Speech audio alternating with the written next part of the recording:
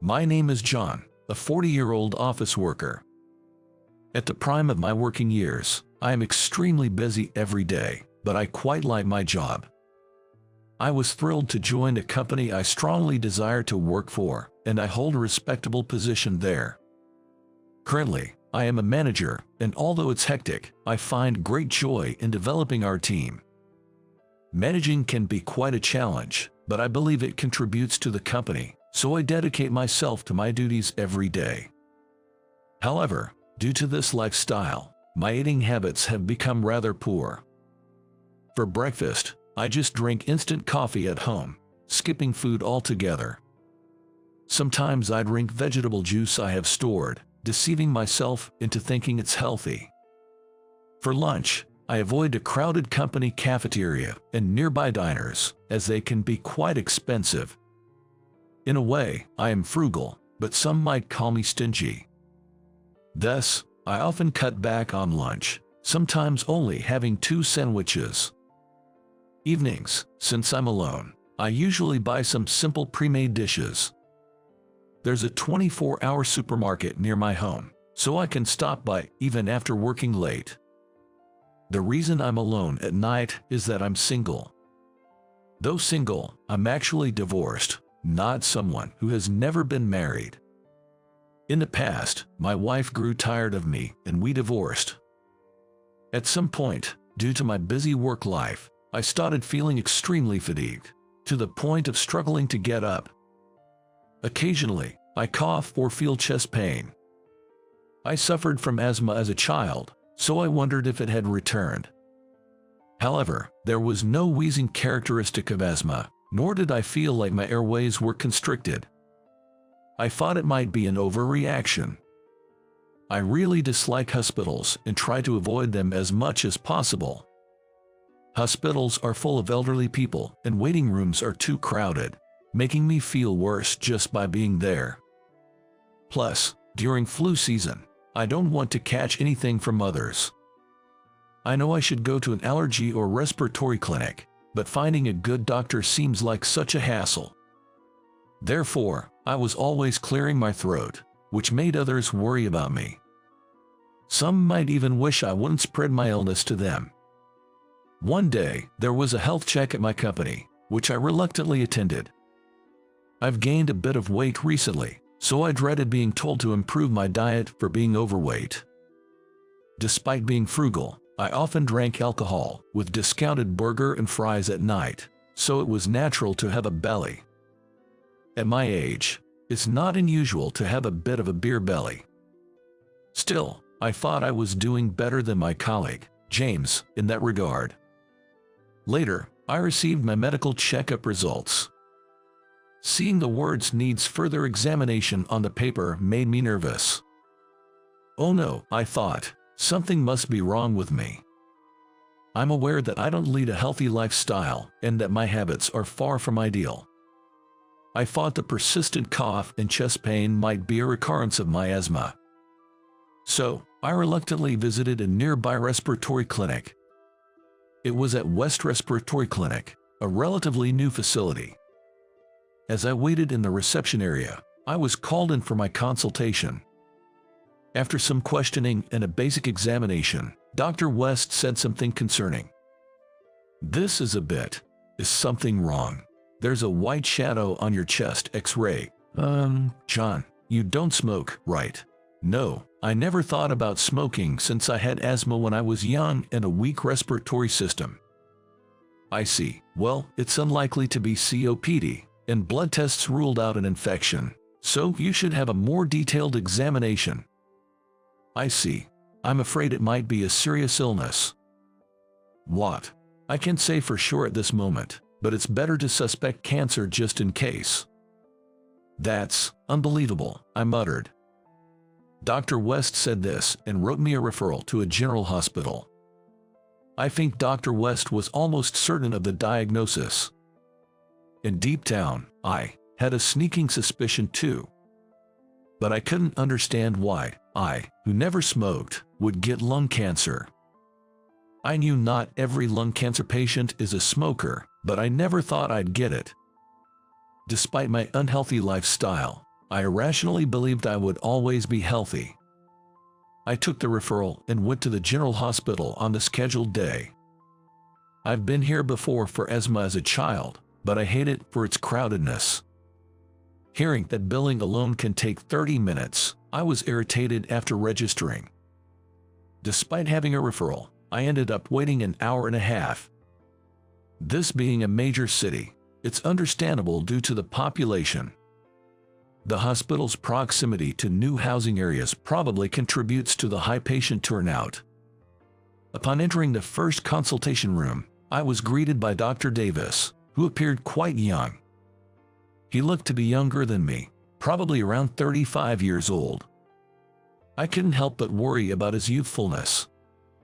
Somehow, I had always felt more comfortable with doctors in their 40s or 50s, seasoned veterans.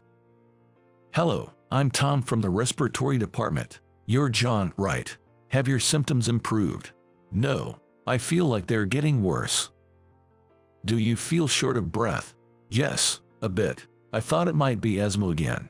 "You have a history of asthma from childhood, right? Let me listen to your chest and back." Dr. Davis listened to my chest with a stethoscope. Asthma is usually easy to detect by listening to the back. No wheezing and no retraction of the ribs. Let's do a detailed examination. Order for chest CT, MRI, and this too, please. Dr. Davis gave instructions to the nurse. I was familiar with CT scans, but I was nervous about what else they would do. I hate painful procedures, and the thought of another blood test was disappointing.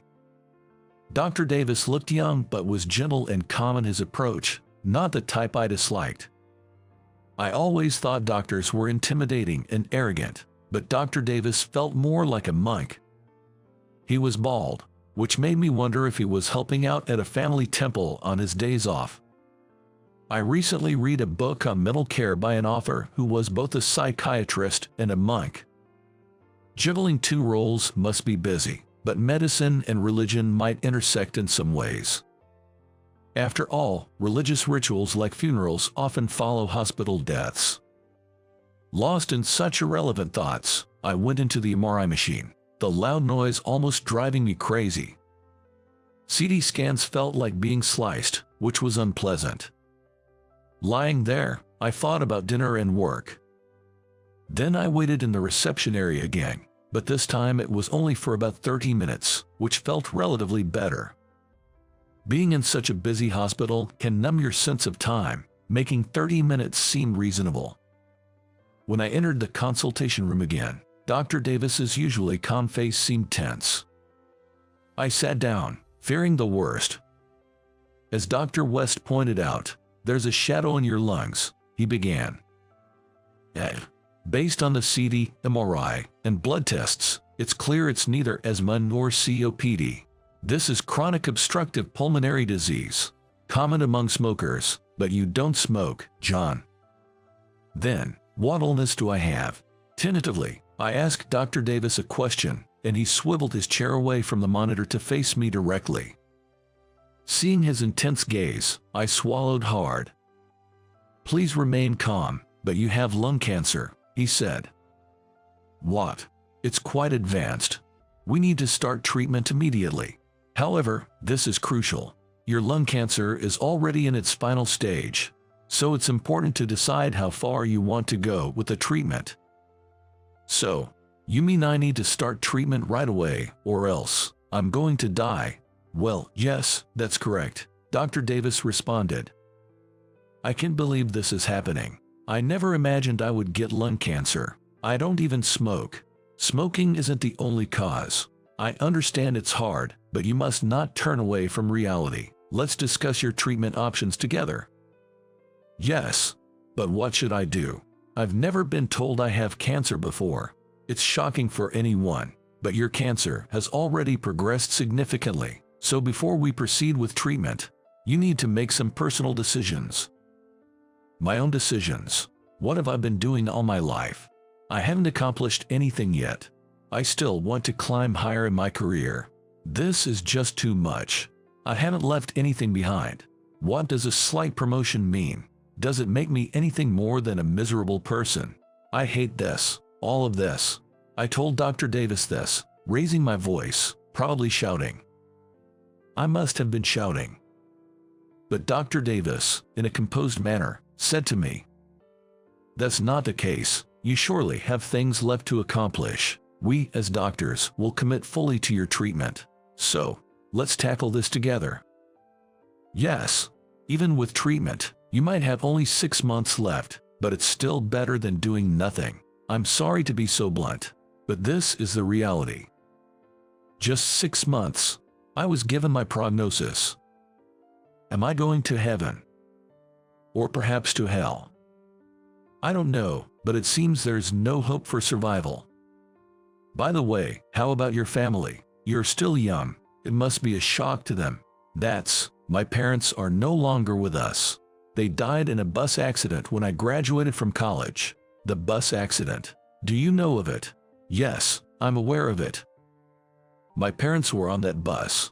They were coming to visit me when I moved here for a job, and then the bus overturned. There were many casualties, and my parents never returned. I'm so sorry to hear that. I shouldn't have asked. My apologies. No, it's okay. I brought it up. Then, do you have any siblings or a spouse to rely on? I'm an only child, cherished and raised by my parents, and I'm divorced, with no wife or children, truly alone. I told Dr. Davis, who looked very sad. He probably felt pity for me, facing the afterlife alone. I thought doctors, having witnessed many people's end, would be used to it. But Dr. Davis genuinely worried about me, suggesting treatments and hospice care. During all this, I felt dazed. Despite Dr. Davis's earnest explanation, nothing registered in my mind. I understood he was speaking, but couldn't comprehend what he was saying. Me, with lung cancer, and in its final stages. On the way home, I let out a dry laugh. Muttering to myself, a passing high school girl said, "That's scary." A man like me, muttering alone, with a vacant look, must seem creepy and scary. But at that moment, I was too preoccupied with my future to care about anyone's comments. Work was a major part of those thoughts. My life has been devoted to work. It's not an exaggeration to say I've dedicated my life to it. Next month, a new project starts, with my subordinate Bob playing a key role. If Bob fails, it's also my responsibility as his mentor. Plus, there's a proposal due the day after tomorrow, adding to my cluttered thoughts. I was worried about what to say to my company. I don't have long to live. No matter how hard I try in treatment, I won't make it to retirement. Today, I used my company's paid leave for the first time to go to the hospital. I used to save my paid leave for more meaningful things and tried not to take it, but with recent labor laws, I had no choice. I thought of myself as a corporate slave. While the company itself is healthy with good communication, I chose this path and achieved my current position.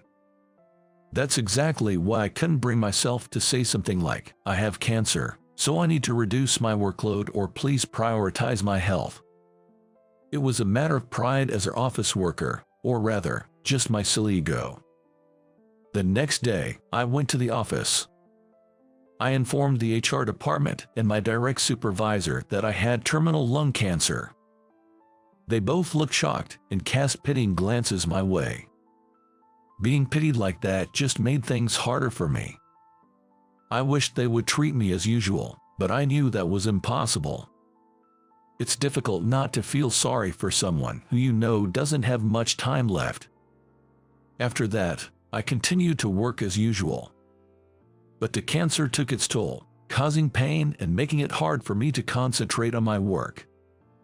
I also suffered from side effects of the medication, frequently experiencing vomiting and diarrhea. My hair started falling out, and my once thick head of hair began to thin, revealing my scalp. At 40 years old, I used to have thicker hair than my peers and colleagues of the same age, but it gradually thinned to the point where my scalp was visible. I remember being horrified when I woke up and found clumps of hair on my pillow. So I ended up using a lot of lint rollers. Hair was falling everywhere, and I found myself having to clean daily with adhesive lint rollers. I can't take it anymore. Why do I have to endure such hardship every day just to continue treatment? I hate radiation therapy. I'm just a burden to everyone at work, and they all pity me. What am I doing? I want to end this. There's no point in living anymore. After all, I'm going to die soon. I had lost the will to live. But when I saw Dr. Davis at my next appointment, he gave me courage. Turns out, Dr. Davis's family home was indeed a church. Although I never believed in religion, listening to him made me appreciate Christian. So, I read a beginner's book on Christian and found it surprisingly interesting. It was written by someone named Kenneth Davis, who turned out to be Dr. Davis's father. While I'm not a devout Christian, it gave me something to hold on to. It seems that when humans face their end, they seek salvation. For me, it was this introductory book on Christian, but for others, it might be God or Jesus. And maybe, when it's our time, we want to reconnect with those we've drifted apart from. Learning that the phrase treasure every encounter, for it will never recur, comes from Christian made me think, well, now that you mention it, it's the meetings that make the farewells. I have an ex-wife, and I started to wonder how she was doing. Our meeting was fate. At a mixer, I was sitting alone when Emily, my ex-wife, started talking to me. Back then, there were no cell phones, so our phone bills were astronomical, but we used to call each other every day to catch up. Nowadays, with apps like WhatsApp, you don't have to worry about call charges, and there are even budget plans for calls. We fell deeply in love and got married, but I got absorbed in my work and neglected our home, letting Emily to lose patience with me. Emily was a translator working from home. She was excellent in French but struggled with building relationships, having faced mild harassment at her previous workplace. At that time, I didn't listen to her properly. I was too busy asserting that I was the one earning more and facing hardships. Then, Emily quit her job to work from home as a freelancer, but I thought it was easy for her since she was at home. She would stay up late working, sometimes even pulling all-nighters. Yet, I arrogantly believed I was superior because I was climbing the corporate ladder. Looking back, I was a terrible person. I wanted to tell her that my life wouldn't be long now. I wanted to apologize for not cherishing her when we were married. So, I decided to call Emily. If she had changed her number, I wouldn't be able to reach her. After 6 years since our divorce, I wasn't sure, but the call went through. Hello, it's me, John. Yeah, I know. I can see your name. How are you doing? There's something I want to say. What is it? I've got cancer. My time left is short. I was given 6 months to live at the general hospital, and it's been 2 months since then. So I guess I have about 4 months left. No. Emily's voice sounded a bit strained. Even though we were divorced, we had once been husband and wife. Realizing she was shocked made me feel both a bit happy and sad. Emily, I want to apologize to you. When we were married, I never really listened to you. I thought I was the only one having a hard time, but you had it tough too, working and doing household chores. Yeah. So, I want to meet you one last time. I want to apologize to you in person. Okay, then, let's meet at a cafe on Saturday. Sure, but which cafe? The Ensemble. Ah, I know it. I can get there. See you then. And so, on the following Saturday, I decided to go to Ensemble, the designated cafe. I'm frugal, so I don't go to cafes for my own enjoyment, but I do go there to adjust time before meeting clients. Our company is quite generous with the sales team, covering such expenses. The cafe has a calm atmosphere with a retro interior, and it even has a kids menu, so sometimes there are mom gatherings. The cafe had a retro and serene interior. As I approached with nervous steps, I saw Emily through the window. When she noticed me, she came to the entrance to greet me. "Thanks for coming." "No, I was the one who wanted to meet. Sorry for springing this on you suddenly. It must be confusing. An ex-husband with cancer. I have terminal lung cancer, and because of the medication, my hair has fallen out. I'm wearing a wig now." "I see. Haha, I guess I didn't want to look bad in front of you, my ex-wife. I dressed up. How do I look? Does it suit me?" "Yeah, John, you look young, and that shirt suits you." "You too, Emily. You still look so young. You could pass for early 30s. "Stop. I don't need flattery. There's someone I want you to meet."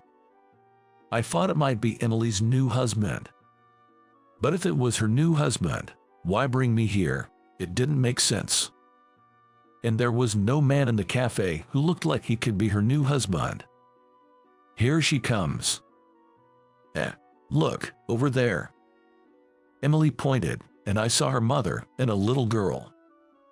Emily's mother, my former mother-in-law, seemed a bit smaller than before. But who was this girl? I thought she might be a relative's child, but then Emily said something unbelievable. "I'm sorry I kept it a secret from you, but that girl is ours." Wait. When we split up, I was in the early stages of pregnancy and didn't even show yet. After the divorce, I felt unwell, went to the hospital, and they told me I was pregnant. So, I've been living all this time not knowing I had a daughter, not paying child support, just living carefree. John, I don't want you to feel guilty. I never liked kids and didn't want to have any, but after she was born, I realized how precious she is. I'm sorry. You always wanted kids and I wasn't ready, but now, she's my precious daughter. I never intended to ask you for child support." Emily indeed never liked small children. She had even said she wanted to live as a childless, working couple. "I'm an only child, and my parents passed away after I graduated, so I always longed for a warm family. I dreamed of having a child, doing barbecues, and camping together. When I was a kid, my outdoorsy father always got excited about preparations as summer approached. On holidays, we'd all go out for outdoor adventures. Influenced by my father, I wanted to enjoy the outdoors with my child. But Emily was adamant about not wanting kids and refused to try for a baby. We weren't completely abstinent as a couple, so I guess that's when it happened. Emily knew she disliked children and doubted her ability to raise one, so she deliberately didn't ask for child support. She probably thought I would accuse her of being after money despite her dislike of children. Her name is Linda. She was just at a friend's house until now. My mother brought her here." "I see, Linda. That's a nice name. She seems to be popular and cheerful at kindergarten. Of course, Linda doesn't know she has a father. I told her he's in heaven. I'm sorry for lying." "No, it's okay. I haven't done anything for Linda until now, anyway. My daughter, Linda, is a girl with a bright smile." She ran to Emily, calling her mom. Then she glanced at me. "Mom, who is this man?" Linda asked. "This person is." Emily seemed hesitant to say anything. She couldn't tell her I was still around and not in heaven. Seeing Emily in trouble, I quickly answered. "Nice to meet you, Linda, right? I'm a relative, Uncle John." "Really? A relative? Huh? Have we met before, or do you live far away?" "Yeah, I live in a faraway city. I've been too busy with work to meet you until now, but I'm happy to meet you, Linda." "Yay, I am happy to meet you too. You seem kind. I'm nice to everyone at kindergarten. I can read now, so I read picture books to them." "Is that so? You can read already? That's great. Did Mom teach you?" "Yes, we have alphabet cards in the bathroom. I love baths. I learned it by playing quizzes with Mom in the bath." "I see. You'll be fine in school then." "When I go to school, I'll study hard. I saw a doctor drama recently. It was a bit difficult, but it was about doctors treating a disease called cancer. I'm going to study a lot and become a doctor after I graduate from school. Then I can cure people with cancer. That's amazing. Linda seems precocious, already watching dramas. Girls often mature early, playing with makeup and watching dramas with their parents from a young age. I remembered there was a medical drama recently. I think it was called Go For It, Doctor. Inspired by the doctor in the show, Linda wants to become a doctor in the future. I've seen bits of that drama. The protagonist, a doctor, performs complex surgeries. That's probably why Linda aspires to be like her. Having lung cancer myself, I was startled when Linda talked about it. I thought she might know about my cancer and was saying this because of it, but Linda isn't supposed to know, so that's unlikely. If Emily had told her, it's passable, but I don't think Emily would do that. She was just innocently sharing her dream. When's your birthday, John? I'm good at drawing, so I'll draw a portrait for you. Come on. I won't be here for my next birthday. I probably won't be in this world by then. I forgot when my birthday is. That's weird. How can you forget your own birthday? Well, I'm old now, so. Mom, you remember your birthday, right? Yes, I do. My birthday is soon. It's June 20th. Is that so? That's practically next week, I thought. I hadn't prepared a gift for my daughter Linda. After all, I didn't even know I had a daughter. Then, maybe I should prepare something for Linda. What would you like, Linda? I want a daddy. My daddy went to heaven, Mom said. She said he's in the sky and we can't see him anymore, right, Mom? Yes, that's right. But, you know, I still want a daddy. All my friends have dads who play with them. I don't have one, so no one can give me piggyback rides. I see. But you can't really buy dads at a store, can you? Dads for sale at a store. That would be weird, John. I think my smile was a bit strained. My heart felt unbearably heavy. I can't blame my ex-wife Emily for lying. After all, I was the one who neglected our family and didn't listen to Emily, leading to our divorce.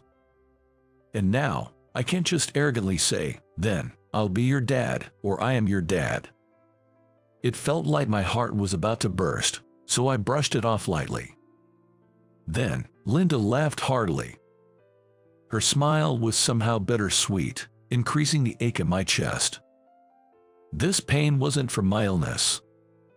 While my lung cancer does cause chest pain, it was Linda's words that made my heart feel crushed with sorrow. Then, I can't be a dad, but if you're okay with me, let's go play now. Really? Is Mom coming too? Yes, I'll come along, Emily said. Yay, let's go to the park. First, let's eat something. You haven't eaten yet, right? I'm hungry. I'll pay, so you can have a kid's meal. Really? Yay, yay. I want the one with the flag. You can have a juice too. Linda then enjoyed a kid's meal at the cafe. Emily's mother, my former mother-in-law, left soon after, probably knowing about my limited time left. She looked at me with warm eyes. Despite having ruined her daughter, she showed me compassion. I felt sorry for not being a better person when I had the chance. Then, we all went to the park. Watching Emily and Linda play on the slide, my heart warmed. Maybe, just maybe, I could have a family again. And it might be selfish, but it could be a chance to feel like a father once more. But that's just my self-indulgent fantasy. I wanted to reveal that I was her father, but I restrained myself. On Linda's birthday, I met her again and gave her a drawing set. She was really happy about it. Since she wants to be a doctor in the future, I also gave her a children's book titled The Wonders of the Human Body. I hope it will be useful to her someday. John, this is for you. What's this? A letter for you to read at home. Thank you, I'll read it later. When I got home and opened the envelope, this is what was written inside. Dad, thank you. Stay healthy forever. Did I manage to do something for Linda? Even though that birthday present might be my last, I'll watch over Linda and Emily from heaven. Although I might end up in hell for being who I am, I still wish I could gently watch over them from the sky if possible. My husband is getting promoted to department head, quite different from a high school grad like you, huh? She taunts me with those words, and inside, I can't help but feel disappointed. It seems she hasn't changed at all. It's supposed to be a celebration, but I no longer feel like congratulating the two of them. Still, I play the part, smiling and interacting with them. Department head, huh? That's quite impressive. Yes, and at such a major company, no less. The name of that major company is one I'm very familiar with. I accidentally exchange glances and a laugh with Sarah. What's that? Nothing. Did he mention anything about me? No, not really. At my question, Jenny looks puzzled. To which I respond with a bright smile. Then he's fired. What? Hey, shall we head home? Sarah intertwines her arm with mine. She's smiling too, but I can tell she's somewhat upset. I don't want to stay here any longer either. So, Sarah and I decide to leave. Upon arriving home, we almost immediately receive a message. Please come back right away. I'm Mike Rice. A 32-year-old high school graduate. I had to work energetically every day. My parents divorced when I was young due to my father's infidelity. After that, my mother worked tirelessly from morning till night every day to raise me. Seeing her struggle is why I chose to start working right after high school. You don't have to worry about me. It's not just about that. I wanted to start working early for my own dreams, too. Though my mother looked apologetic, I never regretted my decision. Indeed, it's thanks to that decision that I met Sarah, who would become my beloved wife. Can I support your dreams too? Sarah never laughed at my dreams. Instead, she helped me achieve them. She's a year younger than me, but she always leads me confidently, without hesitation. Thanks to her, I've been able to walk a straight path. However, just as my dream was within reach, my mother got sick and passed away suddenly. I'll become your family now and make you happy, so it's going to be all right. Sarah, comforting me after losing my only family, proposed to me. Soon after, we get married, and a few years later, we had a lovely daughter. Thank you always, Sarah. Why so sudden? I should be thanking you, Mike. You've made me happy, so thank you. Thanks to Sarah and our family, I now live a happy life. Grateful for this every day, I continue to work hard. Mike, there's a letter for you. Oh, thanks. One day, I received an invitation to a wedding. Checking the name, it turns out to be from a high school classmate. Jenny, huh?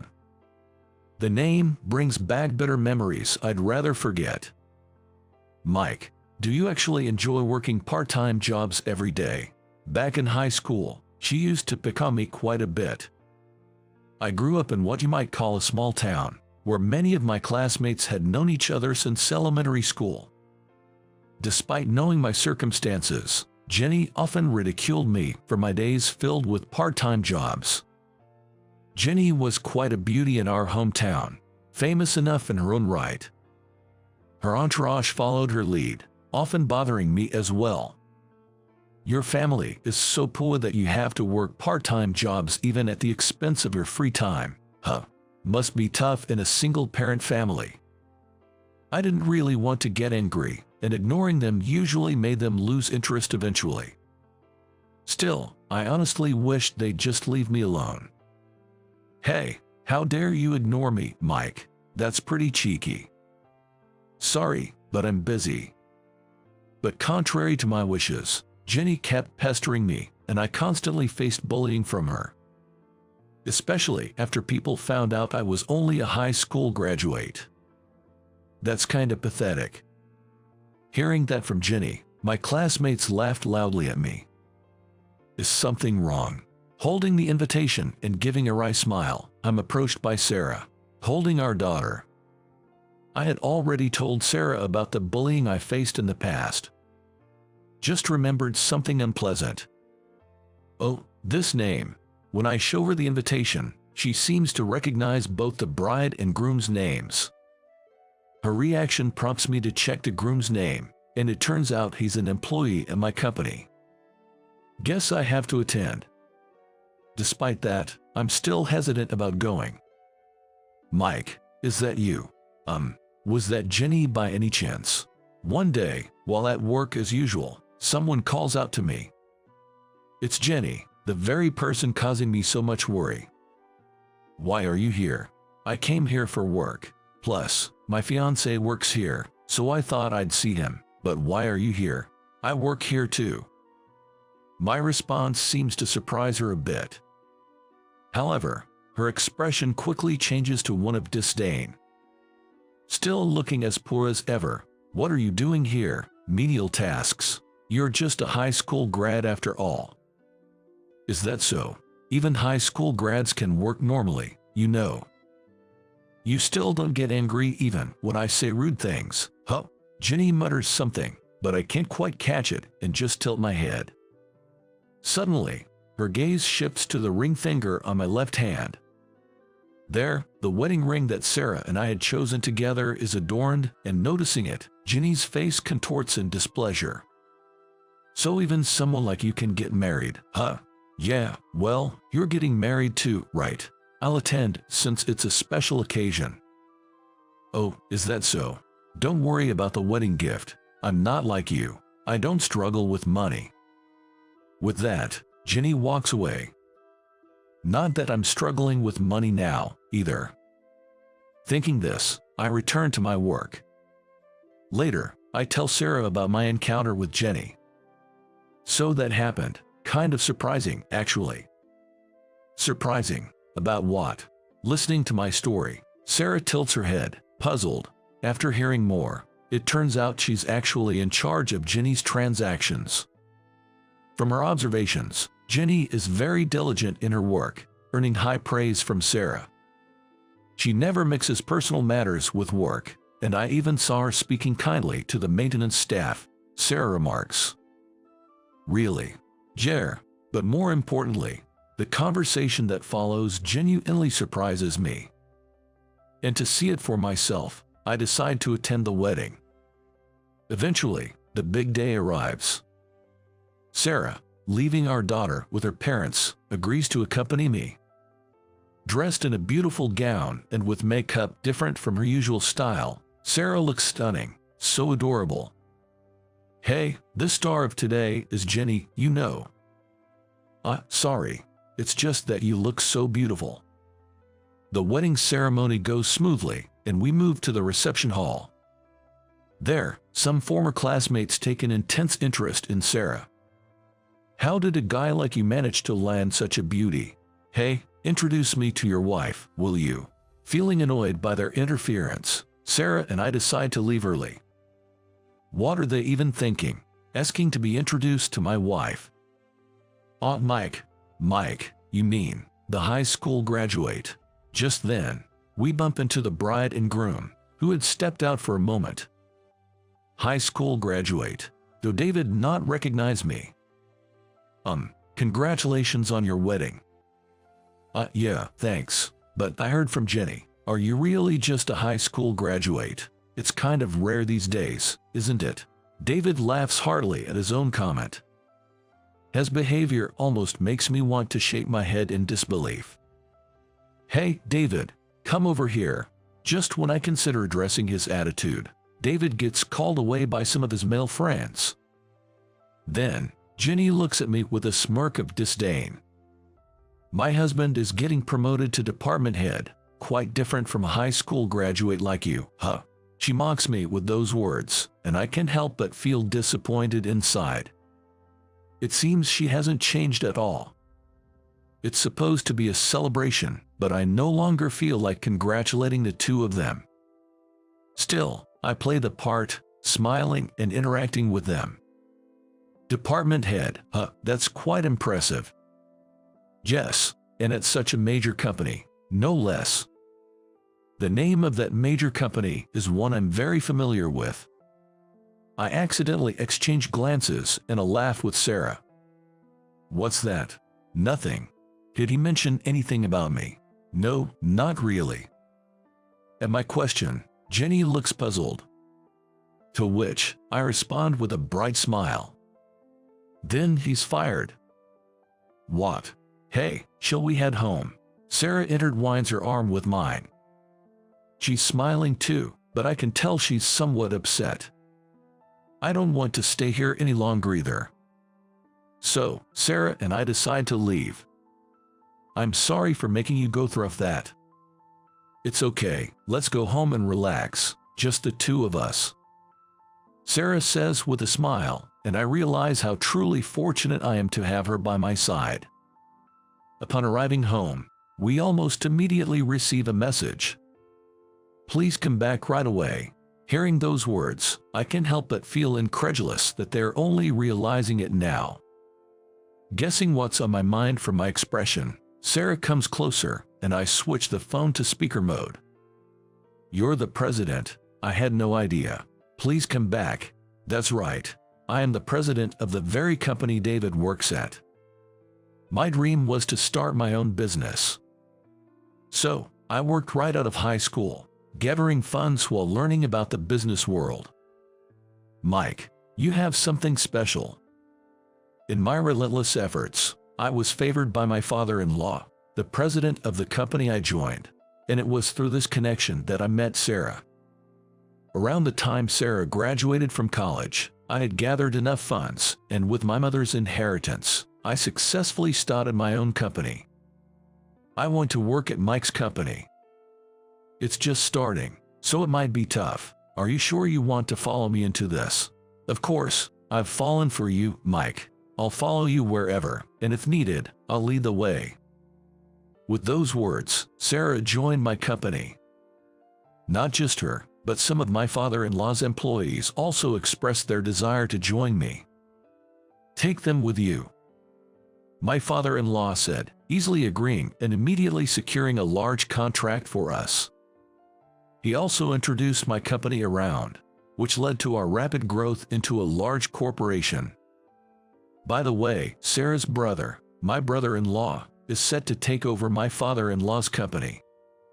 Now, David, only just realizing who I am, borrowed a senior employee's phone to make this call. Please, since I chased away President Rice, the other executives are glaring at me. As he begs, I wonder what to do. Then, my phone disappears from my hand. Sarah, who had quietly approached, now holds the phone. You thought we didn't know. What? No way. What's this? You said you're related to the president, and now you don't know him. And what else are you hiding? It seems they've also switched to speaker mode, as I can hear Jenny's voice. I told Hen about you hitting on me. In fact, David had previously made advances towards Sarah. But at that time, Sarah was already married to me. Despite that, he persisted, thinking she could be a valuable connection as the daughter of a company president. When Sarah went on maternity leave, she managed to cut ties with him as they hadn't exchanged personal contact information. After you couldn't see me anymore, you switched to her, saying you'd quickly rise in the company because you're related to the president. David had been planning a strategic marriage. I can't believe I employed such a liar. This is my oversight. We're breaking up. What? I won't marry a liar like you. Jenny's declaration causes a commotion on the other end of the line. Then, Sarah hangs up the phone. I'll take care of the situation with Jenny. Sure, I trust you'll handle it well. Leave it to me. Sarah gives me a reassuring smile, nodding in agreement. A few days after all that happened, while I'm working at the office, Sarah asks me to come to the reception room. Ah, Jenny, you're here. I'm really sorry for everything. When I arrive at the reception room, Jenny is there. She stands up and apologizes as soon as our eyes meet. First, I'm sorry for what happened during our school days. I'm sorry for making you feel bad because of me. Jay, okay, I accept your apology, but can I ask you something? Why did you always bother me like that? Back in school, I actually liked you, Mike. Her unexpected confession takes me by surprise. According to Jenny, she was interested in me and tried to talk to me but couldn't be straightforward. Her awkwardness made it seem like she was bothering me. This led to misunderstandings and harassment from others, worsening our relationship. She had tried to stop them and clear up the misunderstanding, hoping to get along better with me, but it only resulted in more harassment. I shouldn't have bothered you when others misunderstood, and I was rude because I couldn't be honest and was conscious of others watching. I'm really sorry. Okay, I understand. And what about David? David has been absent from the company without notice since the incident. His immediate supervisor, Ethan, has been trying to contact him, but it seems he's been ignoring all attempts. The events at the wedding have spread throughout the company, making it an uncomfortable situation for him. We broke up. Jenny states clearly. She found out about Sarah and me being married before Sarah went on maternity leave. Jenny didn't know I was the president, but she had mixed feelings about me being married. That's when David approached her. He started rumors about them dating, and she got caught up in it, leading to their relationship. It continued half-heartedly until her parents and relatives pressured her to get married soon. I didn't want to marry with such unresolved feelings. Her parents told her not to let go of David, the soon-to-be department head, and to hurry up and show them grandchildren, as there would be no worries with a successful man. The reunion with me stirred up those unresolved feelings, leading to her lashing out. I really am sorry for the trouble I caused. Jenny apologized deeply. I accept her apology, understanding her situation. By the way, it seems she has completely gotten over her feelings for me. Seeing Jenny's relieved expression, both Sarah and I exchanged smiles, feeling reassured. Following the incident, David is, of course, dismissed from the company. He was claiming to be related to me and acting arrogantly because of it. It seems most employees didn't take him seriously and just brushed it off, but a few believed him. Sarah, realizing he had been spreading lies, had some employees gather evidence under her direction. I didn't notice at all. I need to reflect on that. You've been busy with new contracts and business expansions recently, but it's good to reflect. Let's pay more attention to the employees too. Yes, that's right. With the evidence and his recent unauthorized absences, we were able to fire David without issue. After hearing about this incident from Sarah, I sought help from my angry father-in-law to deal with David. I relied on my father-in-law's extensive network of connections. David was sent to a remote location to do physical work.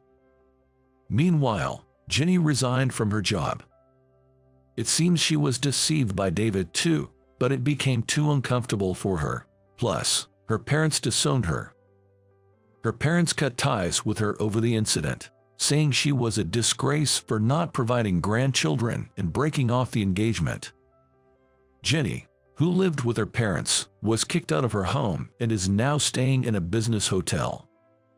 They called me a disgrace for not showing them grandchildren and breaking off the engagement on my own. Apparently, her parents had always been overly interfering, berating her for even the slightest displeasure. To outsiders, they appeared kind, leading to Jenny's awkward personality. Now that she's distanced herself from her parents, this might be a good opportunity. Jenny, if you're okay with it, how about working with us? That sounds great. I've always wanted a right-hand person. You would be perfect since you're so capable and can start contributing immediately. Plus, if you join our company, you can move into the company housing. Sarah agrees with my proposal. Jenny looks at us, seemingly bewildered. I need your help. Yes, thank you very much. Jenny nods, her eyes brimming with tears, accepting my offer.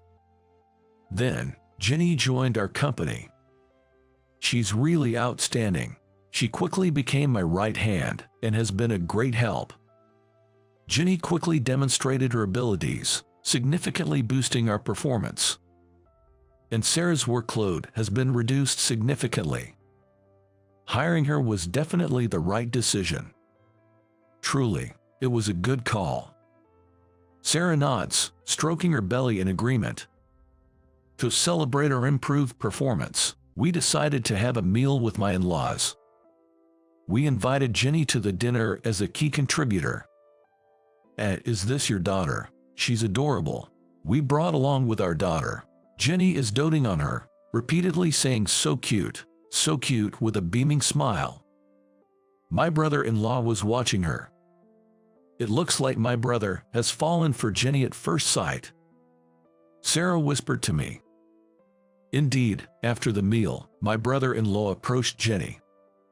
Jenny didn't hide anything about her past from him. But after hearing everything from Dad, he accepted Jenny. Sarah informed me. And so, they started dating. Unlike with David, her relationship with my in-laws is more understanding, allowing her to prioritize her feelings.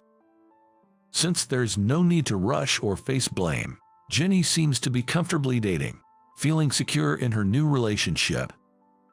I never thought my brother would get married. It's great that someone wonderful like Jenny came along. Sarah said with a laugh, and I joined in. Our daughter was also smiling, watching us. Together, we stroked Sarah's belly. We had announced at the meal that Sarah was expecting our second child.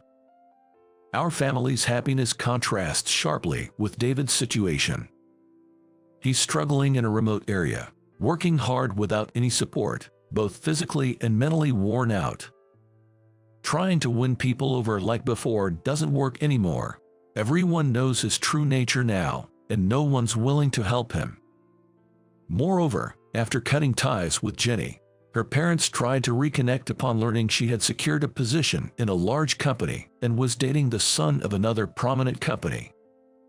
My brother-in-law drove them away, bringing him and Jenny even closer.